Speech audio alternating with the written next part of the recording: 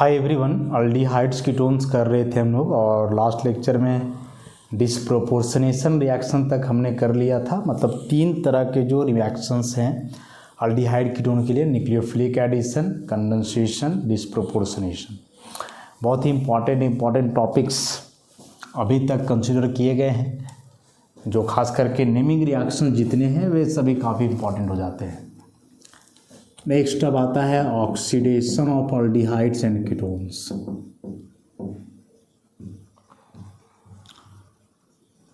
Oxidation of aldehydes and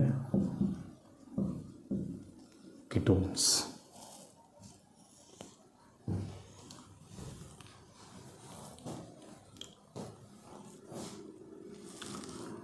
देखो, ये aldehyde और कीटोन का ऑक्सीडेशन का थोड़ा सा चर्चा तो हम लोग पहले से किए हुए हैं।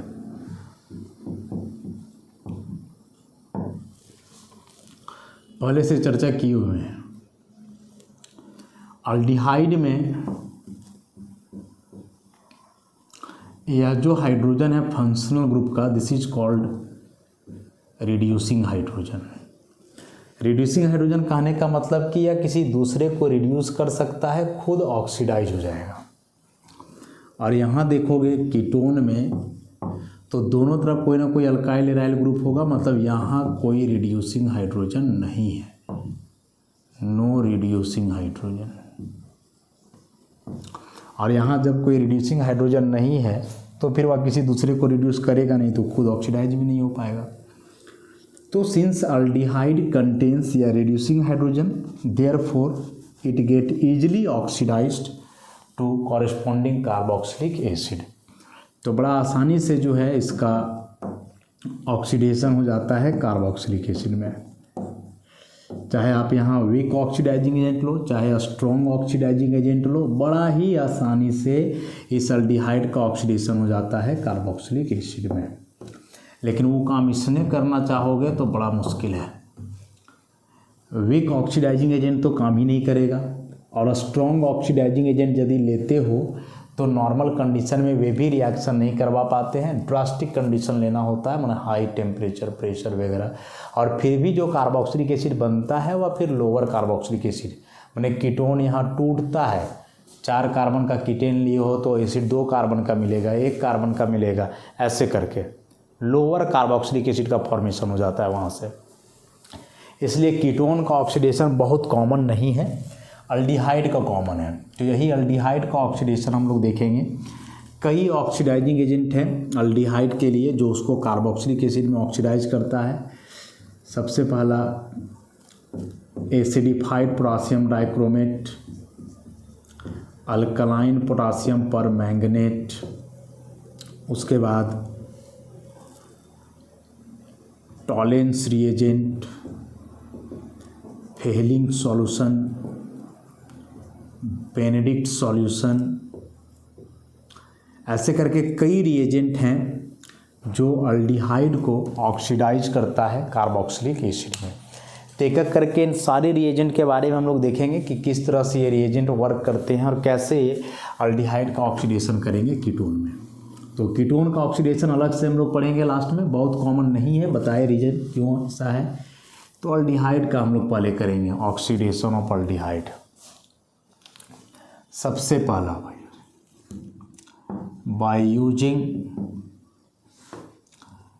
अ strong oxidizing agent like potassium dichromate या फिर पोटासियम पर मैंगनेट, ऐसे इन दोनों का किसी के भी इस्तेमाल करने से। तो रिएक्शन तो अभी यहाँ बड़ा सिंपल सा होगा, RCOH ऑक्सीजन कहाँ से आएगा, तो इन ऑक्सीडाइजिंग एजेंट से आएगा। तो RCOOH बस कार्बोक्सिलिक एसिड हो गया। ये सिंपल सा हुआ। रियल मैकेनिज्म इस रिएक्शन का देखोगे तो कुछ और है, ऐसे करके रिएक्शन नहीं होता है। तो यहाँ से यदि इसको समझोगे तो कुछ ऐसा नज़ारा दिखेगा।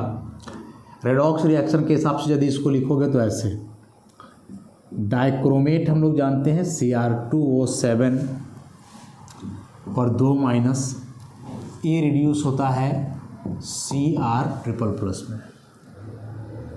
बैलेंस करने के लिए इधर हम लोग क्या करते हैं, 7H2O लगाते हैं एसिडिक मीडियम में हो तो, और बदले में इधर लगाना होगा 14H+। ऐसे इलेक्ट्रॉन को बैलेंस करोगे तो यहाँ ऑक्सीडेशन नंबर +6 है, यहाँ +3 है, तो एक क्रोमियम का 3 चेंज कर रहा है तो 2 क्रोमियम का 6 करेगा, तो इधर 6 इलेक्ट्रॉन जोड़ोगे। मतलब ये पूरा को लिखोगे तो ऐसे लिखोगे Cr2O7 double minus 14H+ +6 electron, और इधर लिखोगे 2Cr++ +7H2O। At the same time जब अल्डिहाइड के लिए लिखोगे अल्डिहाइड तो इसका लिखोगे H2O, तो ये बदल जाएगा RCOOH +2H+, और इधर जोड़ना होगा 2 इलेक्ट्रॉन। ऐसा अब इसको फिर बैलेंस करते थे हम लोग, तो बैलेंस करने के लिए यहाँ है 6 इलेक्ट्रॉन, यहाँ है 2 इलेक्ट्रॉन, तो ये पूरे को 3 से मल्टीप्लाई करना होगा। अब पूरे को 3 से मल्टीप्लाई करोगे तो 3RCHO 3H2O 3RCOOH हो जाएगा 6H+ और 6 इलेक्ट्रॉन। अब जा कर के इलेक्ट्रॉन दोनों जगह बराबर, क्योंकि रेडॉक्स को बैलेंस करने का तो यही तरीका है। तो अब इसके लिए लिखोगे तो हो जाएगा 3RCHO plus dichromate Cr2O7 double minus plus H2O तो उधर जा कर के माइनस होगा, H+ इधर आ जाएगा 14H+, यहाँ 6 है तो ये हो जाएगा 8H+, इधर हो जाएगा 3RCOOH 2Cr++ प्लस 7H2O, इधर 3 है उधर जा कर के माइनस होगा तो 4H2O। ऐसे रेडॉक्स रिएक्शन के हिसाब से चलेंगे, आयन इलेक्ट्रॉन जैसा बैलेंस करेंगे इसको, तो यही बैलेंसिंग होना है। अब यहाँ से ऑक्सीडेशन नंबर लेकर के चलो, तो बताए क्रोमियम का तो +6 है और यहाँ +3, मतलब इसका हो गया रिडक्शन। CHO को यहाँ ऑक्सीजन के टर्म में लेकर के चलो, ऑक्सीजन के टर्म में लेकर के चलो, या फिर ऑक्सीडेशन नंबर यदि निकालोगे तो इधर तो कोई कार्बन ही होगा, तो इसका तो वैसे ही 0 लेकर के चलोगे, तो इस कार्बन का यहाँ से निकालोगे तो इसका +1 इसका -2 तो +1 आ जाएगा, और इसका यहाँ निकालोगे तो कितना जाना है, ये -4 + 1 तो +3 बचेगा, तो इसका बढ़ रहा है +1 से +3, तो एक तरह से इसका ऑक्सीडेशन लिख सकते हो, रिडक्शन ऑक्सीडेशन ऐसा। तो अब यहाँ RCHO का खुद ऑक्सीडेशन हो रहा है, मतलब ये हो गया रिड्यूसिंग एजेंट, और इसका रिडक्शन हो रहा है तो ये हो गया ऑक्सीडाइजिंग एजेंट, उल्टा होता है इसमें। समझ रहे हो बात को? तो एक इसका हम लोग ऐसे दिखाते हैं कि कैसे डाइक्रोमेट जो है अल्डिहाइड को ऑक्सीडाइज करेगा कार्बोक्सिलिक एसिड में, लेकिन रियल मैकेनिज्म समझोगे इस रिएक्शन का कि एक्चुअल में होता क्या है। ये तो आप रेडॉक्स के आधार पे इसको बैलेंस कर दिए, रियल मैकेनिज्म की ओर ध्यान दें हम लोग। तो होता क्या है, देखो पोटासियम डाइक्रोमेट यूज कर रहे हो एसिडिफाइड, पोटासियम डाइक्रोमेट यूज कर रहे हो कैसा, एसिडिफाइड, और बता चुके हैं पहले भी कि यहाँ यह जो एसिड है ऑब्वियसली डाइल्यूट एसिड होगा, और डाइल्यूट एसिड होगा मतलब कि इसमें एसिड प्लस वाटर होगा ऐसे।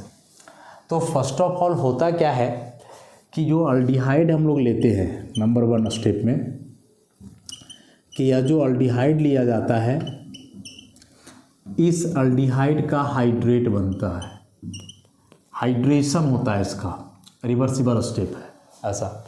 और हाइड्रेशन हो करके सिंपली यहाँ शिफ्ट करेगा तो ऑक्सीजन अपने लोन पेयर से एज न्यूक्लियोफाइल के रूप में अटैक करेगा, और ये RCH हो जाएगा O पर माइनस, और यहाँ जुड़ जाएगा ये OH2 प्लस, तो E बॉन्ड शिफ्ट करेगा यहाँ, EH को एब्स्ट्रैक्ट करेगा, तो RCH OH OH, इसे हम कहेंगे जेमिनल डाइऑल। हालांकि इस टाइप का कंपाउंड हाईली अनस्टेबल होता है, एक कार्बन पर 2 OH ग्रुप है, ऐसा कंपाउंड जनरली एग्जिस्ट करता नहीं है, हाईली अनस्टेबल कंपाउंड है यह। इसलिए क्या होगा अब यहाँ कि जो डाइक्रोमेट हम लोग लेते हैं और यह डाइक्रोमेट एसिड में डिजॉल्व्ड है, तो यह डाइक्रोमेट उस एक्वस सॉल्यूशन में करता क्या है कि बदल जाता है क्रोमिक एसिड में। डाइक्रोमेट जो है वह एक्वस मीडियम में एसिड सॉल्यूशन में क्या होता है कि बदल जाता है डाइक्रोमेट में, सॉरी डाइक्रोमेट तो है ही क्रोमिक एसिड में। तो यह जो Cr2O7 था डाइक्रोमेट, एसिड का H+, 2H+, और एक्वस मीडियम है तो वाटर लेकर के बदल जाएगा 2C से HCrO4 में, ऐसा, या H2CrO4, हाँ 2H2CrO4 कहलाता है क्रोमिक एसिड। क्या कहलाता है? Chromic acid. ऐसा Cr double bond O OH, this is chromic acid. तो डाइक्रोमेट एक्वस मीडियम जो था, मतलब कि एक्वस एसिडिक मीडियम, उसमें कन्वर्ट हो गया क्रोमिक एसिड में। और यहाँ से यह जो क्रोमिक एसिड बना, देखोगे इसमें क्रोमियम का ऑक्सीडेशन नंबर +6, क्या कि -2 पूरे OH का -1 तो इस पर आ जाएगा +6। अब क्या होगा कि जो हाइड्रेट बना है यहाँ जेमिनल डाइऑल, जिसे हम हाइड्रेट ऑफ अल्डिहाइड भी कहेंगे, हाइड्रेट ऑफ अल्डिहाइड भी कहेंगे, इसके साथ कंबाइन करेगा या क्रोमिक एसिड, तो अल्कोहल और एसिड का रिएक्शन होगा, क्या बनता है? एस्टर बनता है। तो एस्टर बनेगा यहाँ इस तरह से RCOH HOH और ये क्रोमिक एसिड।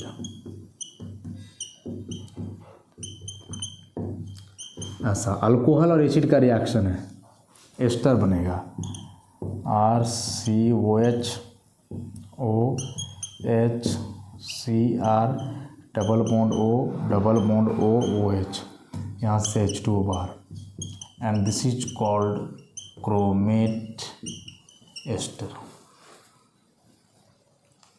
तो फर्स्ट ऑफ ऑल यहाँ फॉर्मेशन हो गया किसका? एस्टर का, with the elimination of H2O। तो क्या अभी तक देखें, अल्डिहाइड का हाइड्रेशन हुआ, जेमिनल डाइऑल बना, मतलब हाइड्रेट ऑफ अल्डिहाइड, जो कि एक हाईली अनस्टेबल कंपाउंड है। अब चूंकि डाइक्रोमेट एसिड में घुला हुआ है तो वह डाइक्रोमेट के रूप में ना रह करके एसिड से कंबाइन करके बनाता है क्रोमिक एसिड। अब जब इस डाइक्रोमेट को तुम डालोगे अल्डिहाइड में, तो डाइक्रोमेट अब डाइक्रोमेट रहा नहीं, वो क्रोमिक एसिड हो गया, और अल्डिहाइड भी अल्डिहाइड नहीं रहा, वो जेमिनल डाइऑल हो गया। तो जब इस सॉल्यूशन को इसमें मिलाओगे भाई, तो फिर ऐसा रिएक्शन होगा और बीच में क्या बनेगा? एस्टर बनेगा। बीच में क्या बनेगा? पहले एस्टर बनेगा, और अब यहाँ से एस्टर डिकम्पोज करेगा, और यह एस्टर डिकम्पोज करने से फाइनली फॉर्मेशन हो जाएगा कार्बोक्सिलिक एसिड का। तो तीसरा स्टेप जिसमें एस्टर डिकम्पोज करता है, ध्यान से देखोगे कि जो एस्टर है अब RCOH HOCR double bond OH, ये डिकम्पोज करेगा। डिकम्पोज कैसे करेगा? तो बॉन्ड का इलेक्ट्रॉन क्रोमियम लेगा। क्यों लेगा? क्योंकि हम लोग जानते हैं क्रोमियम के पास d ऑर्बिटल है, तो उसमें लेगा ही, और फाइनली इस बॉन्ड को हम लोग शिफ्ट करेंगे यहाँ। तो ये हो जाएगा RC double bond OH plus ये हो जाएगा HCrO3 पर माइनस क्रोमियम पे बेसिकली है, क्योंकि क्रोमियम का वैलेंस में 6 देखोगे ना, क्या होता है 4s1 3d5 6 इलेक्ट्रॉन। अब यहाँ 1 2 3 4 5 और ये 2 इलेक्ट्रॉन लेगा बॉन्ड का, तो 7 हो जाएगा, 1 बढ़ जाएगा तो माइनस, और ये H जो यहाँ से H+ के रूप में निकलेगा, मैंने एक तरह से वो एसिड कैटालाइज था ऐसे। अब H+ ऐसा ही रहेगा, या फिर चूंकि मीडियम में आप वाटर लिए रहते हो तो ये वाटर के साथ मिलकर के हाइड्रोनियम आयन बनाए रहेगा ऐसे। अब यहाँ देखो क्रोमियम का ऑक्सीडेशन नंबर यहाँ +6, और यहाँ ज़रा निकालो +1 +x, ये -2 × 3 हो गया -6 बराबर -1, तो ये हो जाएगा x - 5 बराबर -1, तो x बराबर +4। साफ साफ दिख रहा है कि इस रिएक्शन के दरमियान क्रोमियम का जो रिडक्शन होता है वह +4 में हो जाता है।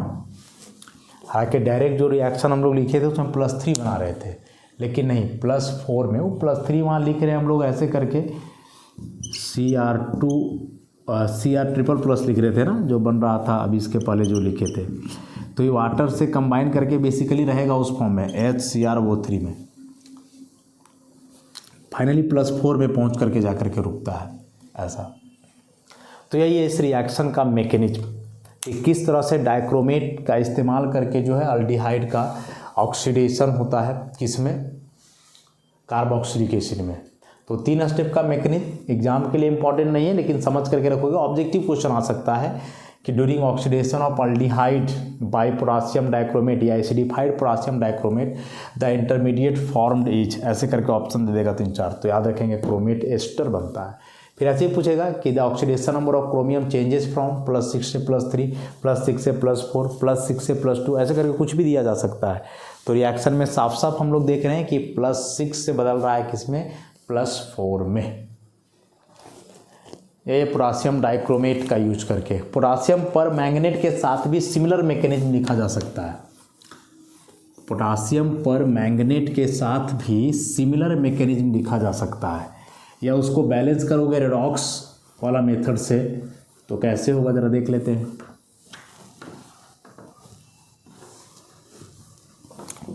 रेडॉक्स वाले मेथड से बैलेंस करोगे उसे, तो ऐसा हो जाएगा Mn वो 4 - Mn2+ में टूटता है। ऑक्सीजन बैलेंस करोगे 4H2O, एसिडिक मीडियम लेके चल रहे हैं, तो हाइड्रोजन बैलेंस करने के लिए 8H+, ऑक्सीडेशन नंबर +7 +5, तो 5 इलेक्ट्रॉन। इसका कहानी हो गया। अब यहाँ आएगा अल्डिहाइड, ये कैसे करता है, तो H2O के साथ मिल करके RCOOH +2H+ +2 इलेक्ट्रॉन। फिर से बैलेंस करो, यहाँ 5 है, यहाँ 2 है, तो ये पूरा मल्टीप्लाइड बाई 2, पूरा मल्टीप्लाइड बाई 5। तो क्या लिखोगे अब, क्या लिखोगे, इसको 2 से करोगे तो 2MnO4- 8 2 16H+, 10 electron, 2Mn2+, 4 2 8H2O, और ये 5 से हो जाएगा 5 RCHO, 5H2O, 5 RCOOH, 10H+ +10 electron. Electron ख़त्म हो जाएगा, क्या बचेगा, ये बचेगा 5 RCHO प्लस 2 MnO4- 16H+, उधर 10 है, तो ये इधर आकर के माइनस हो जाएगा, तो 6H+, H2 उधर जाएगा क्योंकि उधर ज़्यादा है, तो इधर हो जाएगा 5 RCOOH प्लस 2 Mn2+, और 8 में 5 माइनस होगा तो 3H2। ऐसे अब फिर से यहाँ देखोगे तो Mn का +7 से हो गया +2, घट गया तो हो गया रिडक्शन, और CHO ऑक्सीडाइज कर गया COOH में, तो इसका हो गया ऑक्सीडेशन।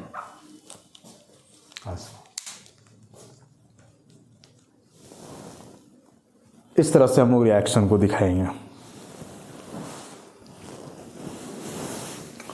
तो ये हुआ पोटासियम डाइक्रोमेट और परमैंगनेट का यूज़ करेंगे, तब पूरा मैकेनिज्म वगैरह बता दिए। एग्जाम में क्या आएगा, तो एग्जाम में सिंपली कंप्लीट करने आना है, बस एग्जाम में सिंपली कंप्लीट करने आएगा, छोटा सा कन्वर्सन के रूप में आएगा, और क्या आएगा, जैसे CH3CHO यहाँ लिखा रहेगा पोटासियम डाइक्रोमेट H+, बस उस COH में बदल देना है, ख़त्म, CH3COOH। क्या आएगा, बेंजल्डिहाइड रह सकता है, कुछ भी, KMnO4 वगैरह भी दिया हुआ रह सकता है, बेंजोइक एसिड में बदल देना, ऐसे तो हो सकता है रिएक्शन किसी भी मायने में। अब हम लोग आगे बढ़ते हैं, इसमें डाइक्रोमेट और परमैंगनेट के साथ ऑक्सीडेशन देख लिया हमने। अब आता है Tollens reagent, very very important, Tollens reagent. तो oxidation by Tollens reagent, oxidation by Tollens reagent. Tollens reagent का यूज करके जो है इसका ऑक्सीडेशन। तो इसके पहले तो ये जानना होगा कि टॉलेंस रिएजेंट है क्या। तो सिंपली जानोगे टॉलेंस रिएजेंट को, तो it is ammoniacal silver nitrate solution. Ammoniacal silver nitrate solution बनता कैसे है, तो लैब में इससे 2 स्टेप में बनाया जाता है। लैब में इस रिएजेंट को 2 स्टेप से बनाया जाता है। सबसे पहले सिल्वर नाइट्रेट जो कि वाटर में सॉल्युबल है ले करके अल्कली में डिजॉल्व किया जाता है 2NaOH में। तो यह सिल्वर नाइट्रेट अल्कली से रिएक्शन करके खुद बदल जाता है सिल्वर ऑक्साइड में, बाहर हो जाएगा सोडियम नाइट्रेट प्लस H2O। और यह जो सिल्वर ऑक्साइड बनता है यह लाइट ब्राउन प्रिसिपिटेट होता है, हल्का light brown precipitate silver oxide. Solution में जो बनता है सो वैसे तो सिल्वर ऑक्साइड जो बनता है वो ब्लैक होता है। चांदी का ज्वेलरी वगैरह पहनो तो कुछ दिन में ब्लैक परत चढ़ने लगता है, सिल्वर ऑक्साइड का होता है। लेकिन यहाँ सॉल्यूशन में जो आएगा हल्का ब्राउन प्रिसिपिटेट टाइप का आता है, लाइट ब्राउन प्रिसिपिटेट। अब फाइनली क्या होता है सेकेंड स्टेप में कि यह जो लाइट ब्राउन प्रिसिपिटेट बना है सिल्वर ऑक्साइड का, इसमें मिलाया जाता है एक्वस अमोनिया सॉल्यूशन। क्या मिलाया जाता है, एक्वस अमोनिया सॉल्यूशन। इस तरह से 4NH3 और H2O, this is aqueous ammonia solution. आप जैसे ही एक्वस अमोनिया सॉल्यूशन मिलाओगे तो यह जो प्रिसिपिटेट होता है वो डिजॉल्व कर जाता है, घुल जाएगा। क्यों? क्योंकि यह प्रिसिपिटेट इससे रिएक्शन करके एक कॉम्प्लेक्स कंपाउंड बना लेता है 2AgNH3 का whole 2OH। This is complex compound, coordination compound. नाम लिखोगे इसका, क्या नाम हो जाएगा भाई, diamine silver 1 hydroxide and this is Tollens reagent. यही क्या है, टॉलेंस रिएजेंट है। अब चूंकि हम लोग जानते हैं कि कोऑर्डिनेशन कंपाउंड में स्क्वायर ब्रैकेट के बाहर का जो पोर्शन है वो आयोनाइजेशन स्फीयर है, जो अलग रहेगा, आयोनाइज्ड रहेगा। तो इसी चीज़ को ऐसे भी लिखा जाता है AgNH3 का होल 2 प्लस, ऐसे रहता है सेम चीज़।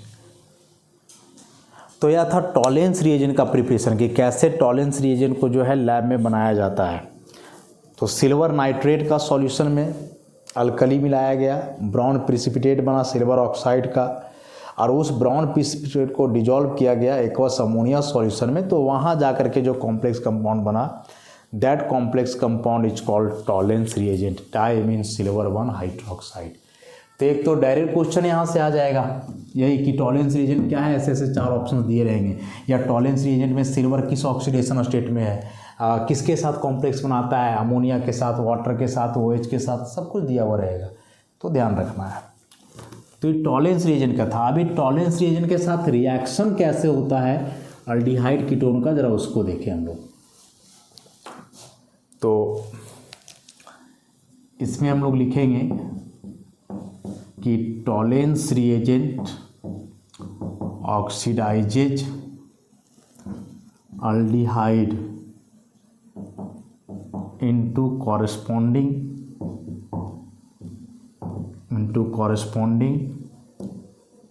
कार्बोक्सिलिक एसिड, या उसी को कार्बोक्सिलेट सॉल्ट कहेंगे। कार्बोक्सिलिक एसिड बनता है, लेकिन चूंकि यहाँ बेसिक मीडियम है, अमोनियकल मीडियम है, इसीलिए वो बदल जाता है सॉल्ट में। तो टॉलेंस एजेंट ऑक्सीडाइज्ड अल्डिहाइड या oxidises aldehyde into corresponding carboxylate salt and itself get reduced to metallic silver which appears as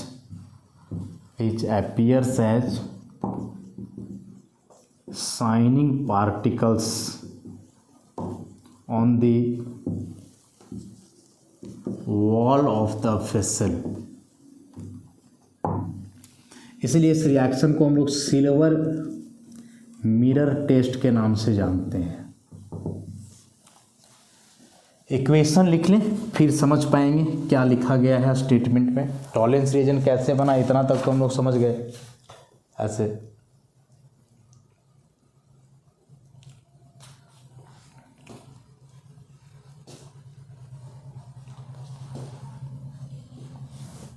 तो अब जो यहाँ यह अल्डिहाइड होगा, यह रिएक्शन करेगा टॉलेंस रिएजेंट से, AgNH3 का whole two OH, Tollens reagent. तो E बदल जाएगा कार्बोक्सिलिक एसिड में, plus 2Ag plus 4NH3 plus H2O। अच्छा,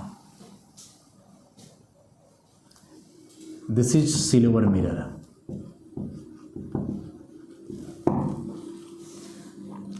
पता करो सिल्वर का ऑक्सीडेशन नंबर यहाँ +1, यहाँ 0, तो इसका हो गया रिडक्शन। इसके साथ यहाँ ऑक्सीजन जुड़ गया तो हो गया ऑक्सीडेशन। इसका ऑक्सीडेशन हो रहा है तो रिड्यूसिंग एजेंट, और इसका रिडक्शन हो रहा है तो ऑक्सीडाइजिंग एजेंट। अब जो सिल्वर मिरर टेस्ट हम लोग लिखे हैं या किस आधार पे लिखे हैं, क्यों इसे हम लोग सिल्वर मिरर टेस्ट कह रहे हैं, इस बात को ज़रा समझने का प्रयास करते हैं। प्रैक्टिकली रिएक्शन को सोचो कि रिएक्शन को प्रैक्टिकली हम कर रहे हैं। एक बीकर में हमने क्या किया, अल्डिहाइड लिया और उसमें टॉलेंस रिएजेंट हम लोग मिलाए। तो टॉलेंस रिएजेंट यदि पहले से बना हुआ है तो ठीक, और नहीं तो बनाने का रिएक्शन हम बता दिए कि कैसे बनाओगे। सिल्वर नाइट्रेट लेना था, उसमें सोडियम हाइड्रोक्साइड मिलाना था, थोड़ा सा हीट वूट करोगे, प्रिसिपिटेट आने लगेगा थोड़ा थोड़ा लाइट ब्राउन, समझ जाना सिल्वर ऑक्साइड बना। उस प्रिसिपिटेट को छान लेना है वहाँ से और उसको डिजोल्व कर देना है एक्वस अमोनिया सॉल्यूशन में, तो बन जाएगा टॉलेंस रिएजेंट। अब उस टॉलेंस रिएजेंट को क्या करोगे, धीरे धीरे जो है जिस बीकर में आप लिए हो अल्डिहाइड उसमें डालना है। जब वो रिएक्शन करेगा उसके साथ, तो रिएक्शन करने के बाद जैसे मान के चलो बीकर है, कांच का होगा, जाहिर सी बात है। तो जब ये रिएक्शन होगा पूरा, और रिएक्शन होने के बाद ये अल्डिहाइड बदलेगा ऐसे कार्बोक्सिलिक एसिड में, हो सकता है आगे सॉल्ट में बदल जाए ऐसा, और ये बनेगा सिल्वर। ये अमोनिया और वाटर, तो अमोनिया और वाटर देखो होता क्या है, सो कि अमोनिया और वाटर एक साथ रहेगा तो ये बनाएगा अमोनियम हाइड्रोक्साइड। अब अमोनियम हाइड्रोक्साइड बनेगा तो यहाँ से ये थोड़ा बेसिक नेचर का है, तो एसिड बेस का रिएक्शन हो जाता है ऐसे, और ये बदल जाएगा अमोनियम सॉल्ट में। तो ऐसे फॉर्म में कहीं कहीं ऐसे भी लिखा हुआ रहता है, तो वही चीज़ है, ऐसे अमोनियम सॉल्ट में बदल जाएगा। तो होगा क्या कि जिस बर्तन में आप रिएक्शन करवा रहे हो, देखोगे उस बर्तन का इनर वॉल में शाइनिंग पार्टिकल्स चिपके मिलेंगे। चांदी के जैसा पार्टिकल जो है उसके इनर वॉल में चिपका हुआ रहेगा। तो वह जो पार्टिकल चिपका हुआ है इनर वॉल में, वो बेसिकली यह सिल्वर है। अब चूँकि सिल्वर मेटल है, मेटल लस्टरस होते हैं, जब लाइट पड़ेगा तो चमकेगा, और चमकेगा इसलिए इसको हम लोग कह रहे हैं सिल्वर मिरर। सिल्वर बन रहा है इसलिए, मिरर मतलब मिरर वाला प्रॉपर्टी है, जैसे मिरर में लाइट का रिफ्लेक्शन से थोड़ा चमकता है, उसी प्रकार से यहाँ भी चमकेगा, इसलिए सिल्वर मिरर। और टेस्ट लग गया इसमें silver mirror test.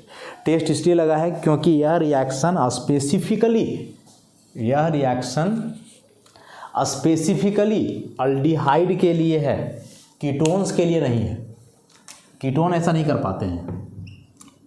Ketones do not react with Tollens reagent.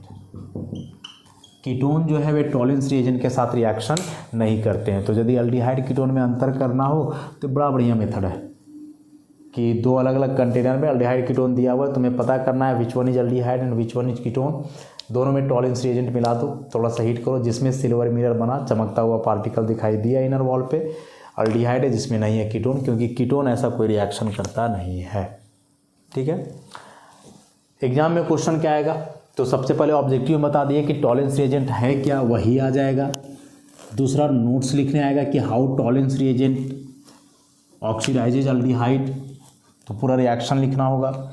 और तीसरा कंप्लीट करने आ सकता है, कोई नॉर्मल अल्डिहाइड दे देगा कोई भी, जैसे मान लो ऐसा एक अल्डिहाइड है, यहाँ पूरा टॉलेंस रिएजेंट लिख देगा AgNH3 का होल टू OH माइनस।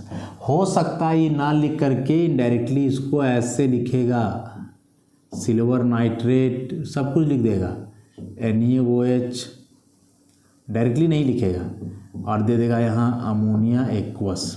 ये ना लिखेगा तो ऐसे, तो इतना सा भी लिख दिया है, समझ लेना टॉलेंस रिएजेंट है। ठीक, अब इसको बदल दो एसिड में, COOH ऐसे भी बदल सकते हो या इसको सॉल्ट में भी बदल सकते हो, दोनों चलेगा, दोनों सही है ऐसा। तो इस तरह का क्वेश्चन एग्जाम में आएगा, इससे कंप्लीट करने आएगा रिएक्शन, कि रिएक्शन को कंप्लीट करो, क्या प्रोडक्ट बनेगा इसमें बनाओ। तो ऑब्जेक्टिव भी सब्जेक्टिव भी ऐसे रिएक्शन कंप्लीट करने के लिए तो आएगा ही, और रीजनिंग टाइप का भी क्वेश्चन इससे बन सकता है।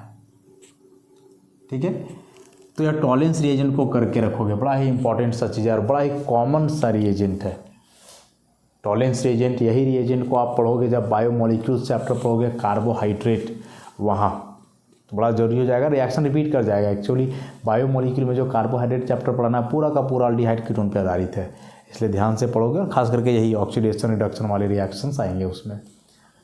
तो ऐसे 2-3 ऑक्सीडाइजिंग एजेंट और बच गए हैं, उससे हम लोग नेक्स्ट लेक्चर से कंटिन्यू करेंगे। तो आज के लिए इतना ही, धन्यवाद।